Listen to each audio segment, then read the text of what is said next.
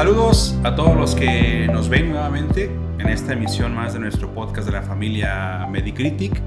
El día de hoy tengo el privilegio de contar con la presencia de un gran amigo mío. Él fue residente en la especialidad de medicina interna en el Hospital General de Occidente aquí en Guadalajara, Jalisco. El doctor Juan Pablo Ledesma Heyer, que acaba de decir una persona que sigo en sus redes sociales y también lo invito a que sigan en sus redes sociales. Él es geriatra de formación, internista y geriatra de formación. Y el día de hoy queremos tocar un tema muy importante para la familia Medicritic y para todos ustedes, estoy seguro también, es el escenario de nuestros adultos mayores aquí en nuestro estado y desde luego en el México. Iremos tocando algunos temas importantes como la rehabilitación, la importancia de la nutrición, el acompañamiento, el soporte emocional en las personas mayores. Y desde luego tocaremos temas muy importantes, Juan Pablo, como cómo se vivió la pandemia en este grupo de personas y sus familias. Te agradezco mucho el tiempo, sé que es complicado, pero gracias, amigo, por estar aquí conmigo. No, al contrario, muchísimas gracias por la invitación, a todo el equipo de Medicritic y la gente que nos sigue. El tiempo es realmente muy placentero dedicarlo a estar contigo, a estar compartiendo esta información. Al contrario, gracias, un honor. Bien, muchas gracias, Juan Pablo. Para entrar en tema, ¿cómo ves el escenario aquí en nuestro estado, en nuestro país, del paciente o de la persona adulta mayor? ¿Cuáles son las necesidades que tienen en cuanto al sistema de salud, en cuanto al sistema de atención por parte del gobierno? ¿Cómo estamos en ese punto en nuestro estado? Aquí puedes hablar abiertamente, nadie nos va a sancionar, y si hay algo que no tengamos que decir, Enrico se encarga de editarlo. Sí, yo pienso que el escenario es muy similar aquí en Jalisco que en otros países, como en otros países en similares condiciones económicas y sociales. Las personas mayores en general tienen un pobre acceso a un sistema de salud que sea profesional o dedicado específicamente para personas mayores. Pocas son las ciudades o los lugares en donde se cuentan con hospitales o clínicas que tienen consultorios de servicios gerontológicos o geriátricos. Pocas son las ciudades, ¿no? Digo, la mayoría de las capitales, pero en la población general, pues es muy difícil acceder a una atención pues primaria o de especialidad enfocada nada más en geriatría. Las personas mayores sí requieren de una atención con un enfoque un poco más geriatrizado, más considerando los aspectos del envejecimiento normal, porque de no hacerlo corren el riesgo de varias cosas. Una, que es la más común, es tratar de medicar cosas que son procesos normales. A eso que puede caer en un término que se llama medicalización o que nos puede llevar a polifarmacia, ¿no? Por ejemplo, que de un fenómeno que puede ser hasta cierto punto normal por el envejecimiento, se considere como que es una patología y que requiere un medicamento. Entonces, las personas mayores pueden ir acumulando medicamentos que no están curando ninguna enfermedad en sí misma, sino que están aliviando síntomas, ¿sí? Y que, propios del envejecimiento. Propios del envejecimiento y que tal vez deberían de tener otro enfoque. Digamos, si hago un pequeño acotamiento con el desgaste articular, con la osteoartritis, ¿no? Que es algo muy, muy común, que sí está asociado al envejecimiento normal y que las personas mayores tal vez en lugar de tener rehabilitación, fortalecimiento de grupos musculares, con dieta, disminución de peso y tener como otras estrategias de afrontamiento a esta condición, es mucho más fácil al médico en general pues darle o que se autorreceten un diclofenaco, un medicamento que es para... sí, exactamente, o cosas de naturismo que son de dudoso contenido para calmar los síntomas nada más, pero no abordar de manera integral. Entonces, la medicalización, la polifarmacia y también pues el el caer en conductas, tienen el riesgo de caer en conductas del personal de salud que son como discriminatorias para los ancianos o para las personas mayores, que es que se presenta la persona mayor en el consultorio o con la enfermera y dice, no, eso no es nada, es que lo que tiene es por la edad. No, ya, olvídese de eso, usted hágame caso en esto otro.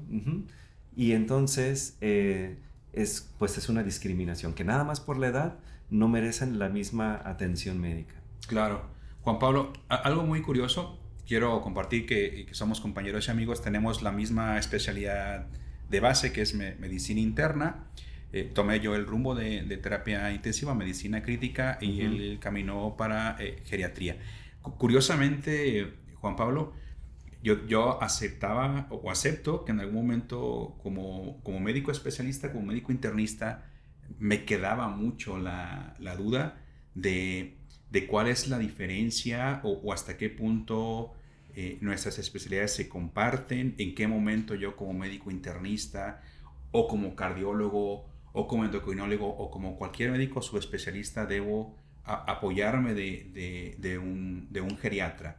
Me gustaría también que nos compartieras, mencionaste algunos términos para que a nuestros seguidores les quede claro. Hablaste de gerontología, hablaste de geriatría, ¿nos puedes compartir? Claro, geriatría es esta rama de la medicina que atiende a las personas mayores de 60 años y que tienen enfermedades asociadas al envejecimiento. Y la gerontología es todo lo que tiene que ver con el estudio del envejecimiento en sí mismo. Dentro de la gerontología cabe la geriatría. La geriatría está inmersa en la gerontología. Nosotros vemos la rama médica nada más. Pero la gerontología como estudio completo puede abarcar, no sé, desde lo social, lo psicológico, lo nutricio, incluso hasta lo arquitectónico. Hay arquitectos gerontólogos en donde pues hacen adecuaciones a los planes, a los proyectos de construcción para que la persona mayor que tiene cierto grado de dependencia pueda desenvolverse de manera independiente. Entonces, básicamente el estudio del envejecimiento en todos sus fenómenos, en todas las aplicaciones de todas las ciencias, esa es la gerontología.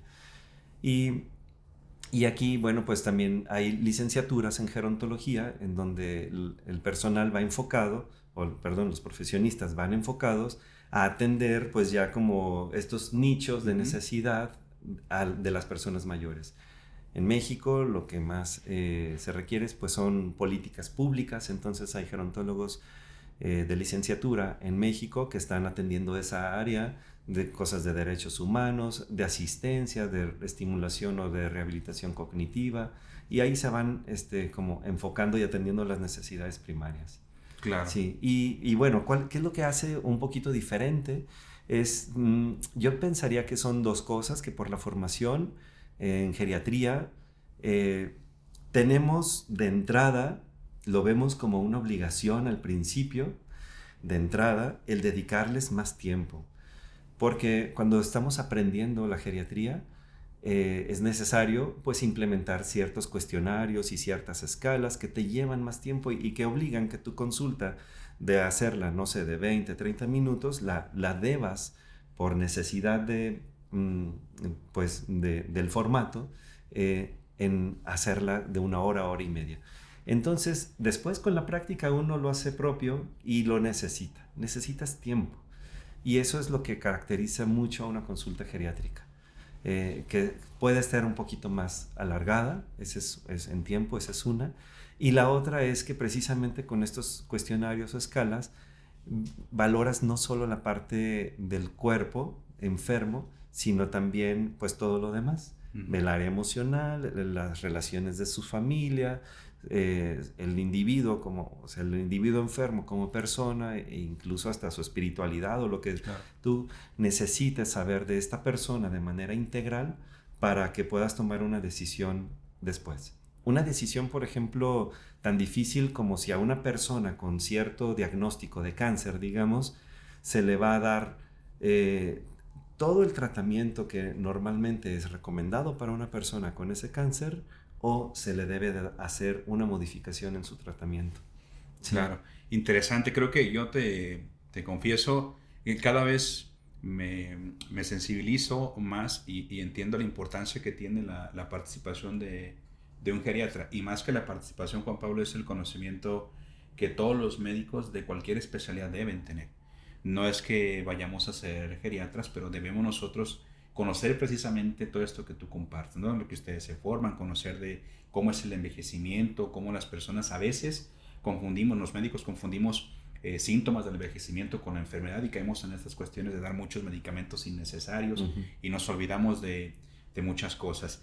Como tienes ya tiempo de egresado, pero creo que en México hemos ido aprendiendo, ¿no? No de la mejor manera posible, pero hemos ido aprendiendo la importancia de apoyarnos con geriatras. ¿Cuál es tu percepción en este momento, Juan Pablo, de cómo está tu especialidad en relación o con relación a la participación con diferentes médicos subespecialistas? ¿Te buscan? ¿Realmente hay ya esa comunicación directa? Yo creo que hay cada vez más, sí. Y eso tiene que ver con la formación, con cómo los estudiantes de medicina van aprendiendo que existe geriatría, que existen médicos especializados en la atención de personas mayores.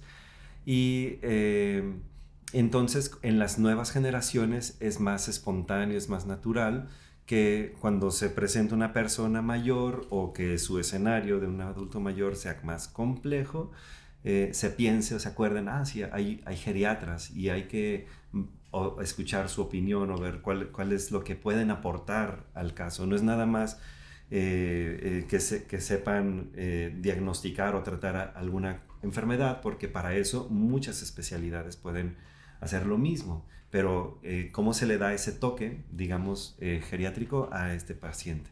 Entonces, las generaciones más antiguas, pues hay menos colaboración porque pues no existía la especialidad cuando estos médicos se formaron y lo ven tal vez de manera innecesaria, ¿no? ¿Para qué voy a invitar a un geriatra si yo puedo atender la hipertensión? Pero no es la hipertensión, no es nada más eso, es el contexto del individuo que está envejecido. ¿Sí? Entonces cada vez es más y es muy necesario que haya colaboración. En geriatría es imprescindible trabajar en equipo. Una cosa que en los países latinoamericanos nos cuesta por nuestra formación cultural, nos cuesta un poco saber cómo compartir, ¿no? Repartir a todos en partes iguales y escuchar en partes iguales. Pero sí lo hacemos, tenemos esta formación. En una mesa redonda están el fisioterapeuta, la psicóloga, la nutrióloga, el gerontólogo, la trabajadora social, bueno, se me va a ir alguien más, pero además de todos ellos, el médico y el enfermero, ¿sí? O la enfermera. Entonces, no es en cada consulta, obviamente, no es así todos los pacientes en todo el tiempo, pero sí en ciertos casos nos debemos reunir y aportar cada quien desde su punto de vista para llevar a la persona hacia donde se quiere. ¿Y qué es lo que se pretende con las personas mayores? Muchas veces no es curar una enfermedad, porque las personas mayores sufren, se enferman obviamente mucho más de enfermedades crónicas que ya no tienen cura, que tienen forma de darles mantenimiento y evitar las complicaciones, pero no van a curarse. Entonces no buscamos la curación, no buscamos el rejuvenecimiento, eso es algo que queda muy claro. Los geriatras no estamos haciendo cosas para aparentar menos edad a las personas ni rejuvenecerles nada, ¿sí? Sino que se adapten a los cambios del envejecimiento, ¿sí? Y entonces hacia donde vamos enfocados en nuestra terapéutica es a mantener de la manera más independiente la funcionalidad y la dignidad de la persona. Eso es lo que al final queremos. Sí, claro, que de paso saber si tiene demencia y cómo contenerlo en la sociedad, y de paso que las hijas no estén colapsadas por los cuidados a sus padres y no los vayan a maltratar, y quitarle los medicamentos que no necesitan y depurar pues todo esto y enfocarnos en la rehabilitación física para que las personas sean independientes y todo eso. Pero la meta es que la persona sea independiente lo más lo más posible. Y si no puede ser independiente porque ya tiene una condición médica que lo obliga a estar así, digo, secuelas de un evento vascular cerebral, por ejemplo, o una amputación, o qué sé yo, problemas osteoarticulares, y ya no va a haber remedio, bueno, pues que por lo menos no esté deprimido por esto, y que dentro de sus limitaciones sea independiente. Es decir, si alguien está cuadrupléjico y no puede moverse nada, pues por lo menos que pueda con su intelecto y su habla hacer cosas, ¿no? Y eso es lo que a través de la rehabilitación, la terapia ocupacional, intentamos lograr. Claro. Creo que queda claro que justo tuvimos un podcast, Juan Pablo, que se llamaba Todos Somos Uno. Y ahora que te escucho hablar de cómo es la interacción de profesionales en el área de la geriatría para poder garantizar que una persona viva con la mejor calidad de vida posible, creo que eso nos queda claro que tenemos que ir aprendiendo. Y eso no debería ser exclusivamente de tu especialidad, ¿no? Debería ser, evidentemente, en todas las especialidades, hablar del equipo interdisciplinario. Y culturalmente, como bien lo dices, no estamos... No es fácil. No es fácil, no estamos hechos para eso. Pareciera que el médico camina cada quien por su camino de especialidad y listo, Sí. ¿no? Es decir, tratamos enfermedades, no personas enfermas, ¿no? Uh-huh. Que ese es un cambio importante que debemos tener todos los especialistas. Tú tocaste un tema muy interesante, hablabas del paciente geriátrico, ¿no? Que te soy sincero, hablar tecnicismos como paciente geriátrico a mí personalmente me parece incluso una etiqueta que se puede estigmatizar, ¿no? Uh-huh. Prefiero, hay quien les dice abuelos, abuelitos, hay quien dice adultos mayores, personas mayores, paciente geriátrico, aunque hay ciertas definiciones ya muy claras. Para mí hablar de paciente geriátrico me resulta complicado porque ya de entrada es con una etiqueta y que tiene ciertos estigmas. Pero Sí. estas personas mayores que en algún momento tienen alguna enfermedad, tocaste bien el cáncer, por ejemplo, o personas adultas mayores que tienen una situación crítica, grave y que van a la unidad de cuidados intensivos, creo que son los escenarios más difíciles, ¿cierto? A ti como Sí. geriatra, creo que son los casos más complejos, ¿no? Sí, hay mucho, hay mucho de esto, de estigmas, ¿no? Y bueno, a ver, tratamos de tomar decisiones no por la edad, sino en base a toda esta valoración geriátrica integral, en base a su funcionalidad principalmente. Entonces, esa es como una de las diferencias que les podemos compartir a las personas, que los geriatras tratamos de quitar ese estigma que por edad debes o no debes seguir cierto camino. Por ejemplo, que hace 30 años o 40, por edad, no podías, o sea, no operabas a una persona de apendicitis de más de 90 años. Pues ya tiene 90 años, ya se va a morir, ¿no? Pues ya está viejo, ¿no? ¿Sí? Entonces, ¿ya para qué lo operas? O sea, así era la medicina.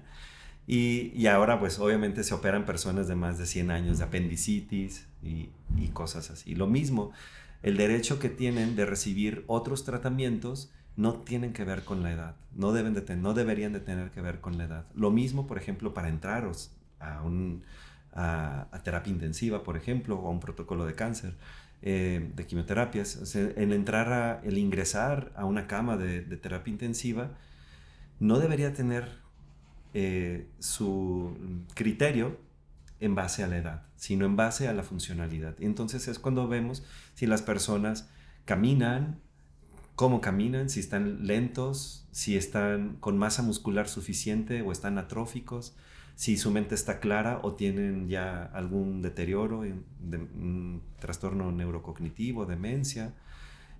Pues cómo están todos sus órganos en general, porque sabemos que hay un envejecimiento normal en donde todos los órganos van disminuyendo sus capacidades conforme pasan los años, pero que a pesar de eso las personas sean pues funcionales y hacemos, nos fijamos en cosas tan sencillas como si las personas pueden bañarse solos, vestirse solos, ir al baño solos, o sea, pasarse de una silla a la otra, hacer sus compras, saber de qué les falta en la alacena, o sea, cómo interactúan en la sociedad.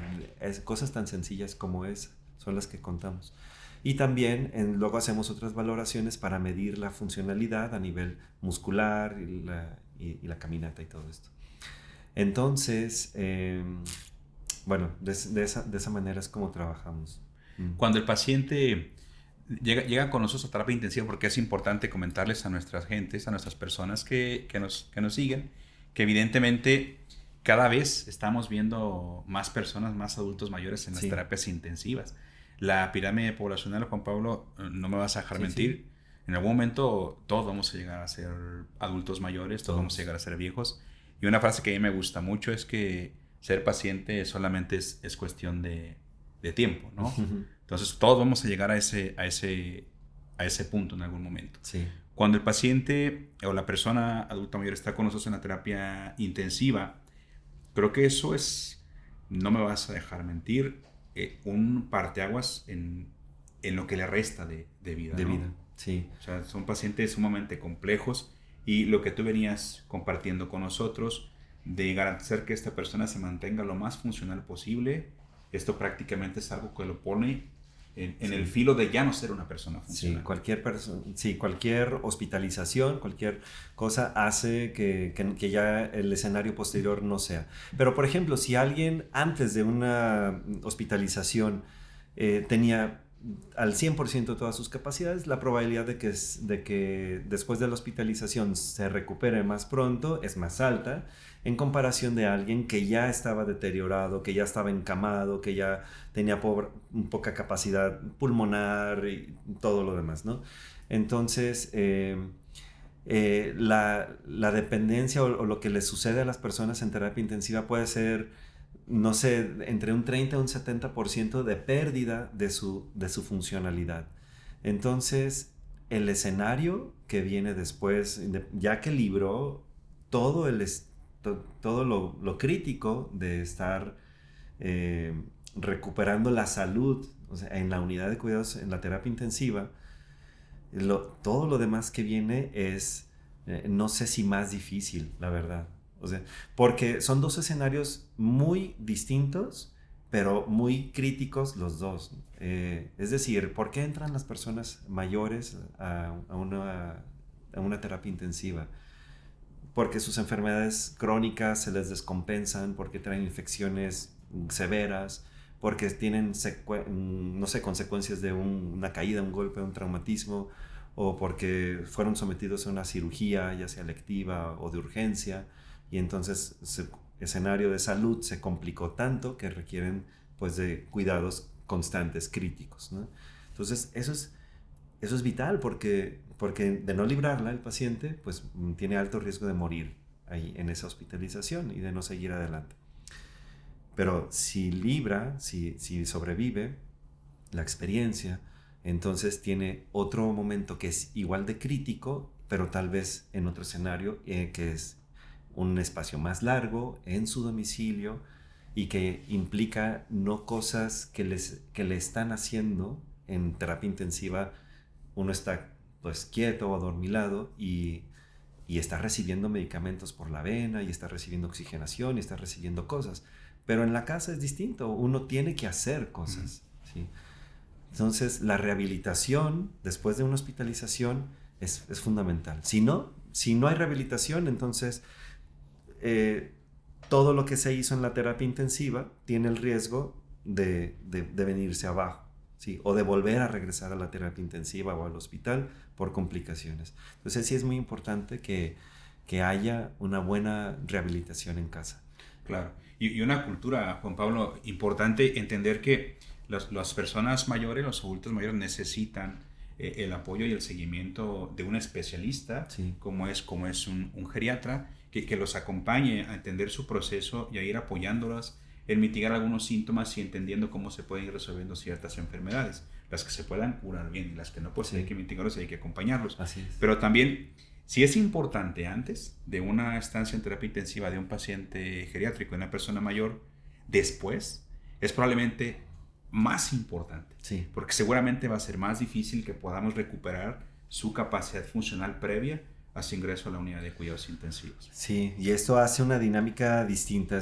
Toda la familia cambia toda la familia. O sea, una hospitalización en terapia intensiva, pues nos cambia la vida.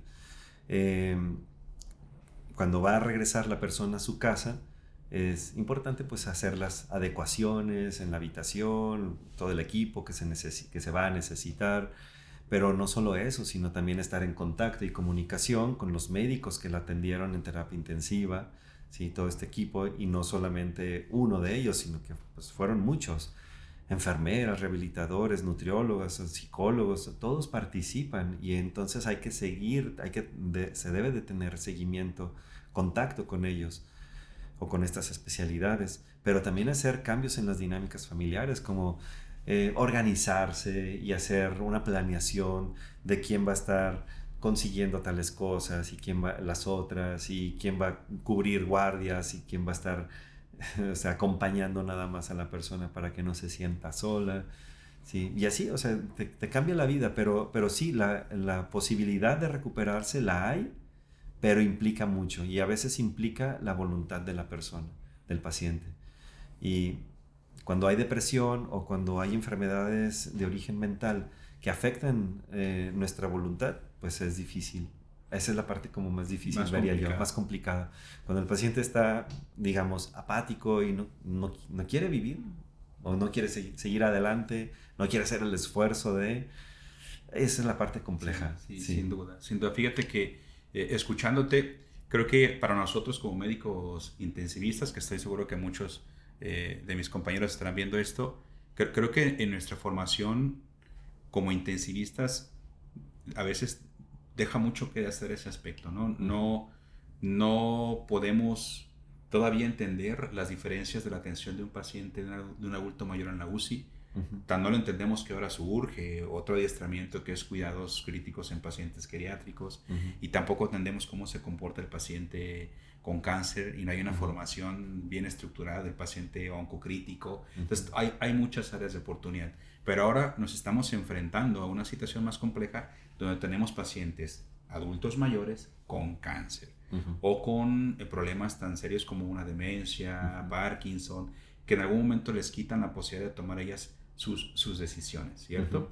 Para mí es muy importante entender que debemos formarnos todos en cuestiones de cuidados paliativos. Yo te soy sincero, uno de los motivos principales por los que estás acá es porque ese sentido humano siempre te ha caracterizado desde que te conozco, y tengo muchos compañeros y amigos míos que son geriatras, pero particularmente desde un punto de vista personal para mí el geriatra es una persona o es un especialista que acompaña, ¿no? Que cuando puede curar, cura, y cuando no, se dedica al acompañamiento, ¿no? Sí. Y creo que eso es fundamental, porque he visto en ocasiones muchas personas que llegan con nosotros de mayores de 80, 90 años, y de repente caemos en esa situación de hacer todo lo que sea posible para sacarlo a la unidad de cuidados intensivos, y se acabó.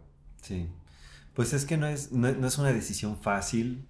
Obviamente hay muchas aristas en una toma de decisiones así, pero sí debemos de crear la cultura.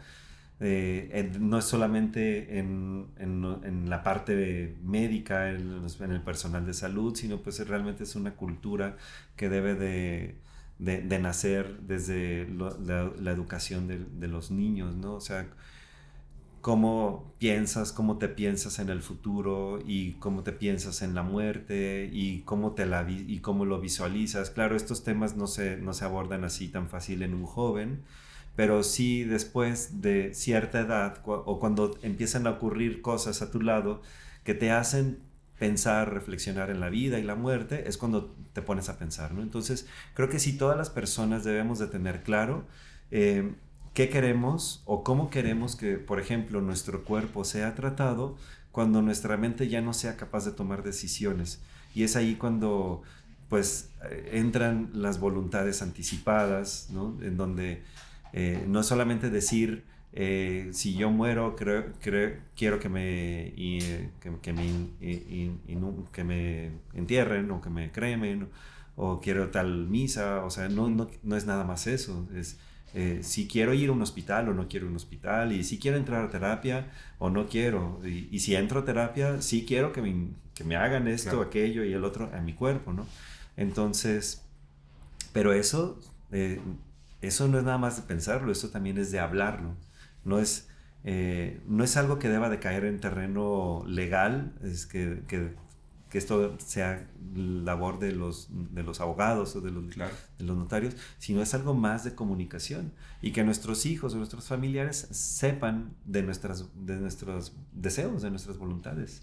Claro, sí es. Sí.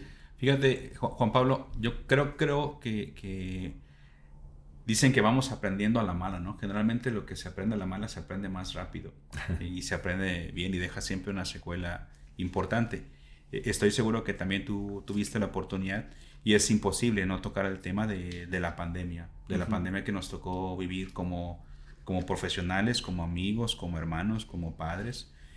Creo que nos deja mucho, y esto que estamos platicando sin duda queda muy, muy vulnerable, y hay que hacer conciencia de la importancia de todo esto que estamos hablando, porque durante la pandemia perdimos a muchas personas mayores, ¿no? Y creo que es algo muy triste. Tú comentabas hace un rato que la edad no es un criterio para no poder atender adecuadamente a una persona adulta mayor, pero vivimos una situación que esperamos nunca repetir, donde estábamos saturados en los hospitales, donde había personas con problemas pulmonares más jóvenes, con más posibilidades de recuperación. Entonces, éticamente, para nosotros como intensivistas realmente fue complejo, ¿no? Y fue muy triste ver cómo personas morían en casa, y ver cómo ingresar a una persona, a un abuelito a nuestros hospitales, pues era prácticamente despedirse y no volverlo a ver. Y la familia les veía ese rostro de cómo decían, creo que esta es la última vez que lo voy a ver, y para muchos fue así. Sí, yo creo que nos movió, ¿no? O sea, obviamente la pandemia es pues, un parteaguas en la humanidad, y habrá que enfocarnos qué podemos rescatar, ¿no? ¿Qué podemos rescatar de nuestras acciones? Es probable, digo, pues sí puede ser que haya otra pandemia, eso no lo sabemos, pero y si la hay, pues debemos de tener lo que aprendimos en esta pandemia más reciente, ¿no? Y en efecto, o sea, la labor del médico intensivista, bueno, no la conozco tan de lleno como tú y como los compañeros, pero claro que es muy difícil elegir. Entonces la elección debe de ser en base a muchos criterios, ¿no? A escalas, a condiciones clínicas que predigan con mayor certeza quién tiene más posibilidades de recuperarse y quién no. Aunque a veces podamos tener escenarios difíciles, por ejemplo, un joven con una enfermedad en donde sabemos en base a ciertos parámetros, altas probabilidades de morir, de no salir, de no seguir adelante, es pues muy duro, es muy difícil decidirlo. Entonces no tiene que ser en base a la edad, es en base a las condiciones de ese joven, ¿sí? Y lo mismo en una persona mayor, no porque tenga 80 años, ya 85, ya no más por la edad, sino como hacer toda una valoración. Y bueno, pero sí, la decisión es muy difícil, Sí, compleja. sí, muy compleja, y a todos nos afectó, nos movió, sí.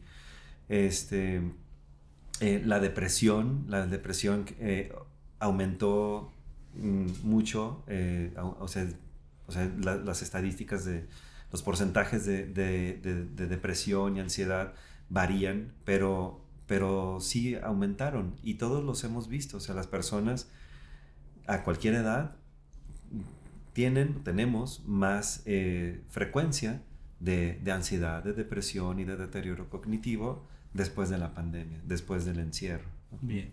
A ti, Juan Pablo, ¿qué te deja como aprendizaje la pandemia? ¿Qué hay de nuevo en Juan Pablo Ledesma después de la pandemia?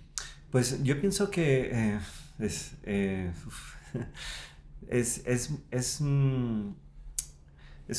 una condición en donde debemos de tomar más en cuenta como el sentido común. O sea, yo en la pandemia si algo me sorprendió, fue como la falta de sentido común y de lógica, pero sobre todo eso, sentido común en muchas cosas, no solamente en el actuar médico, sino pues en todo, en todas las áreas de la sociedad. A ver, había cosas que nuestro sentido común nos decía, esto no tiene que ser así, pero había una imposición por normatividad internacional. Y no estábamos actuando de manera lógica. Es decir, por ejemplo, lo que ahora nos da risa, y que en un momento no lo entendimos, que por qué una persona va con el cubrebocas, con la mascarilla, con el cubrebocas en la calle y con distanciamiento, pero entra al restaurante y ya se puede quitar el cubrebocas y estamos todos apiñonados ahí. Lo mismo en los aeropuertos, en los aviones, lo mismo, o sea, ¿por qué hacer diferente a una persona mayor que necesita ir a la farmacia a comprar un medicamento y que no la dejan entrar a la farmacia o al supermercado porque tiene más de 60 años nada más? Entonces esa discriminación injusta también creo que no aplicaba la lógica ahí, ¿sí? Y pues cada quien se puede acordar de todo lo que vivimos en la pandemia, ¿no? O sea, cosas raras. Entonces en nuestro actuar médico pues aprendimos con el tiempo que por ejemplo los aditamentos, las vestimentas estas de protección total, en donde los médicos y las enfermeras estaban con mascarillas, goles, guantes, todos de blanco y todo eso, bueno, no era tan apropiado. Pero en el momento, la lógica de muchos médicos y el sentido de muchos médicos era, ¿por qué? Sí. ¿Por qué si el contacto es respiratorio? Bueno, ¿y por qué todo lo demás tiene que ser así? No cabía en la lógica. Y ya con el tiempo nos dimos cuenta que en efecto, que había que hacerle caso al sentido común. Entonces yo me quedaría con eso, no quisiera enfocarme a algo en particular sobre criterios de admisión a terapia intensiva o tratamientos médicos que se implementaron o el tema de las vacunas. No quisiera tocar esos puntos, pero sí que si nos vuelve a ocurrir algo, tenemos que recordar nuestro sentido común. Sí, sin duda alguna. Como intensivista te puedo compartir que para mí hay dos momentos muy importantes en la formación. Uno es cuando tengo la oportunidad de llegar a la terapia intensiva en el Instituto Jalisciense de Cancerología. Eso es algo que me ha marcado mucho. Y dos, precisamente el haber estado en la pandemia y entender la importancia de la salud previa de cualquier persona, más en una persona adulta mayor, cómo controla sus enfermedades y cómo no es lo mismo que una enfermedad aguda, grave, en una terapia intensiva te agarre bien nutrido, con una presión controlada, el azúcar en buen nivel, a que te agarre descontrolado de todo ello. Entonces ya de entrada el pronóstico no es tan bueno. Entonces eso es una reflexión incluso para mi persona, es decir, tenemos que preocuparnos cómo nos estamos envejeciendo. Sí. Porque vamos a llegar. Algunos, los que mejor suerte tengan, probablemente pueden fallecer acompañados o morir acompañados en casa. Otros acudirán al hospital y morirán en el hospital. Y un porcentaje muy pequeño morirá en terapia intensiva. Entonces debemos también pensar en cómo vamos a actuar nosotros, qué tenemos que hacer para ir pensando en los diferentes escenarios que nos puede tocar, ¿no? Y cómo queremos morir dignamente. Y la otra que a mí me dejó mucho es la importancia del trabajo de mucha gente, de muchos especialistas con un objetivo común, que es que la persona tenga la mejor calidad de vida posible después de pasar por una situación crítica. Si queremos prevenir, es decir, no solamente prevenir una mala vejez, ¿sí? Sino también prevenir que vayamos a llegar a una hospitalización y tener peores desenlaces. Debemos de enfocarnos, claro, en nuestra salud mental, eso es primordial, pero también en la parte física, poner mucha atención. Es que, bueno, todo es importante, ¿no? Pero la parte del metabolismo, de evitar o controlar si es que tenemos ya enfermedades como diabetes, dislipidemia, hipertensión, sobrepeso. O sea, todas estas cosas, claro que son muy, muy importantes, pero ahora se da uno cuenta que la capacidad muscular y la velocidad para hacer las cosas es fundamental. ¿Sí? ¿A quién le va peor de los ancianos en la terapia intensiva? A los que tienen fragilidad, a los que tienen sarcopenia, a los que no se mueven, a los que se han estado cayendo, independientemente si tienen diabetes o no, si tienen glaucoma o no, si tienen X enfermedad o no. Claro. Sí. A los que caminan lento, no tienen fuerza para levantar algo de 5 kilos, no pueden levantarse y sentarse de la silla con velocidad, no pueden caminar con velocidad. A todos ellos les va peor de entrada. Claro. Sí. Y sabes, Juan Pablo, también es muy importante quedarnos con esta idea que platicábamos hace un momento, que la edad no es un criterio tampoco para hablar de un mal pronóstico. Hay que evaluar qué tan funcional es la persona cuando llega a la terapia intensiva, y nuestro objetivo es que esa persona recupere su capacidad funcional hasta antes de ese episodio crítico, ese episodio agudo. Y que para eso es muy importante la participación de un equipo interdisciplinario donde haya fisioterapeutas, nutriólogos, médicos internistas, geriatras, para que puedan acompañarlo en ese proceso. Y estamos ya por acercarnos al cierre de esta emisión, y quiero que nos compartas esta frase que justamente da un cierre a lo que hemos estado platicando. Sí, definitivamente. Está muy bonita, de Ken Blanchard. Ninguno de nosotros es más inteligente como todos como todos juntos, ¿sí? Como todos nosotros juntos. Así es, todos somos un equipo, todos sumamos, cada quien pone de su parte. Juan Pablo, yo te agradezco el que hayas tomado un tiempo para estar aquí conmigo, y me gustaría que compartieras con nuestros seguidores dónde te pueden contactar, que nos hables de envejecer, y desde luego quiero que platiques de tu libro que amablemente me regalaste, amigo. Muchas gracias. Este libro, que lo escribimos del doctor Pepe Valencia, un gerontólogo clínico que aprecio, que hace mucho por la vejez aquí en México, de redignificarlo. El libro no me acuerdo, pues está escrito para familiares y cuidadores de personas con demencias, especialmente con Alzheimer, y es una de los ejemplos. O sea, el Alzheimer no lo podemos curar, pero sí podemos hacer mucho para darle un significado y una dignidad a ese humano que ha tenido una enfermedad en donde su cerebro olvida cosas, pero sigue siendo persona, ¿no?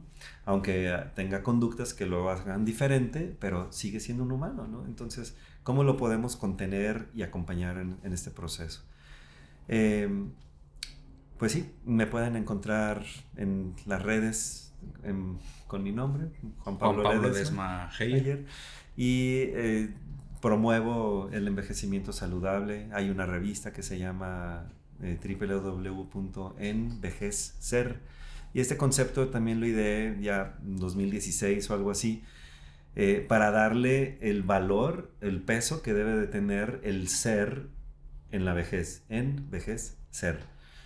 Porque no por tener 60, 80 o los que sea dejamos de ser, no por las canas o por las arrugas o caminar lento, perdemos nuestra humanidad, ¿no? Que algunas personas así lo ven, ¿sí? Entonces allí pueden seguirme en las redes, y me gustaría también compartirles una frase de Einstein que dice: la vida es como andar en bicicleta, que para mantener el equilibrio debes de seguir en movimiento. Y eso creo que aplica así al dedillo. Así es. Así a la pues a las personas mayores. Muy bien. A pesar de las adversidades, seguir adelante. Seguir adelante. Muy bien, pues muchísimas gracias. Yo les quiero recomendar a nuestros seguidores que se suscriban a nuestro canal, que nos pongan en sus comentarios qué temas les gustaría que nosotros tocáramos aquí en el podcast, que le den a la campanita para que reciban nuestras notificaciones, y que nos sigan por todas las redes sociales donde estamos presentes.